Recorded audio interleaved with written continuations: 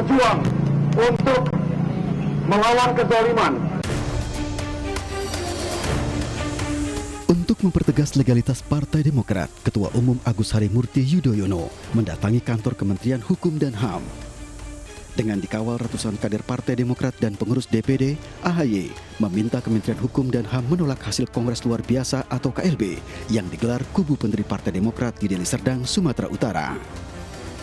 AHY menegaskan pihaknya memiliki berkas lengkap dan otentik yang menunjukkan penyelenggaraan KLB tersebut tidak sesuai dengan anggaran dasar dan anggaran rumah tangga Partai Demokrat.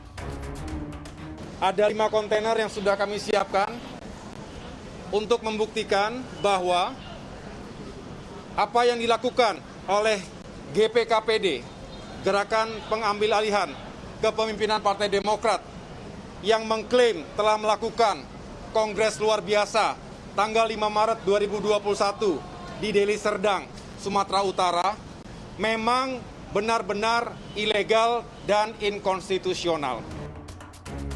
Usai dari Kemenkumham, AHY beserta 34 ketua DPD Partai Demokrat menyambangi Komisi Pemilihan Umum. Dalam kunjungan ini, AHY menyerahkan beberapa berkas kepengurusan Partai Demokrat yang sah, termasuk berkas yang sesuai dengan data sistem informasi politik KPU. Meskipun KLB Partai Demokrat kubu kontra AHY telah dilaksanakan, pelaksana tugas Ketua KPU Ilham Saputra menegaskan hingga saat ini keabsahan kepengurusan Partai Demokrat yang tercatat dalam sipol KPU adalah nama Agus Harimurti Yudhoyono sebagai Ketua Umum. Sesuai dengan peraturan perundang-undangan, bahwa KPU ini penyelenggara yang terikat dengan peraturan perundang-undangan, sehingga sampai saat ini belum ada SK apapun dari Kumham yang datang ke kami.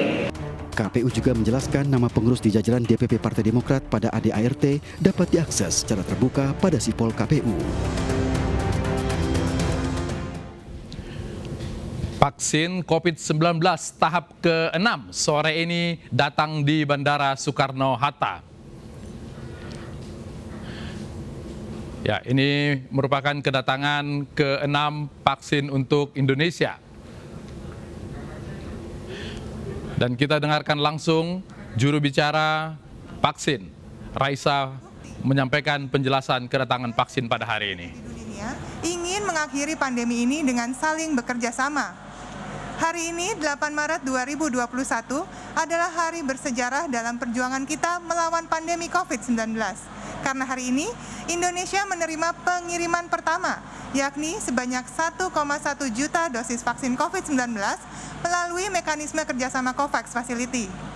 Fasilitas COVAX adalah skema kerjasama internasional untuk memastikan semua orang di dunia akan menerima vaksin COVID-19.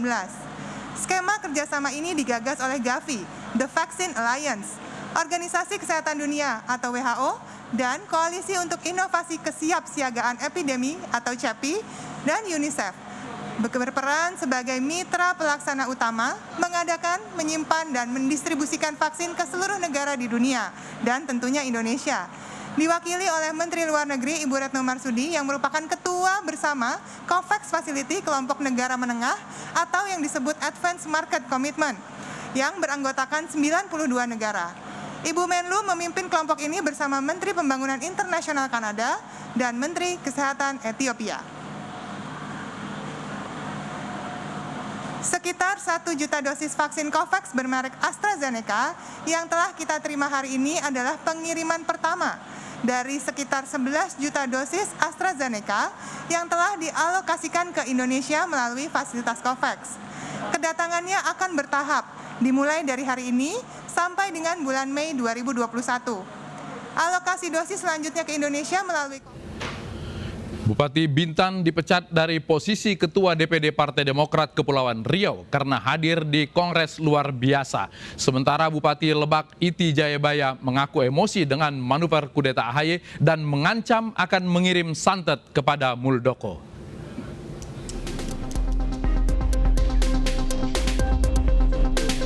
Ini adalah visual Apri Sujadi pekan lalu saat bertolak ke Jakarta dari Bandara Raja Haji Fisabilillah Kepulauan Riau. Saat itu Bupati Apri mengatakan ke Jakarta karena urusan partai. Tapi hari ini Partai Demokrat memecatnya sebagai Ketua DPD Kepulauan Riau karena hadir di Kongres luar biasa yang melahirkan Ketua Umum Muldoko.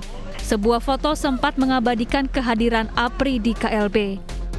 Setelah memecat APRI, Partai Demokrat menunjuk Wakil Sekjen DPP Renanda Bahtiar sebagai PLT Ketua DPD Kepri. Ketua DPD Partai Demokrat APRI Sujadi kepada Saudara Renanda Bahtiar, Wasekjen DPP yang beliau juga adalah kader terbaik di DPP Partai Demokrat. Selain APRI, DPP Partai Demokrat juga memecat Ketua DPC Kabupaten Karimun Iwan Kusuma Atmaja karena kasus yang sama menghadiri KLB. Bupati Lebak Iti Oktavia Jayabaya punya cara lain. Ketua DPD Partai Demokrat Provinsi Banten ini rupanya kesal dengan langkah Muldoko yang ia anggap mengkudeta Ketua Umum AHY. Selain mengklaim tetap mendukung Ketua Umum AHY yang ganteng, Bupati ini juga mengancam menyantet Kepala Staf Kepresidenan Muldoko. Tapi ancaman santet buru-buru ia klarifikasi. Iti mengatakan ke media bahwa ia sedang emosi berat. Masih soal Demokrat, sejumlah kader dan pengurus DPC Partai Demokrat Jawa Tengah mengaku ditawari uang hingga ratusan juta rupiah agar ikut kongres luar biasa di Deli Serdang, Sumatera Utara. Mereka juga didoktrin untuk segera meninggalkan Ketua Umum AHY.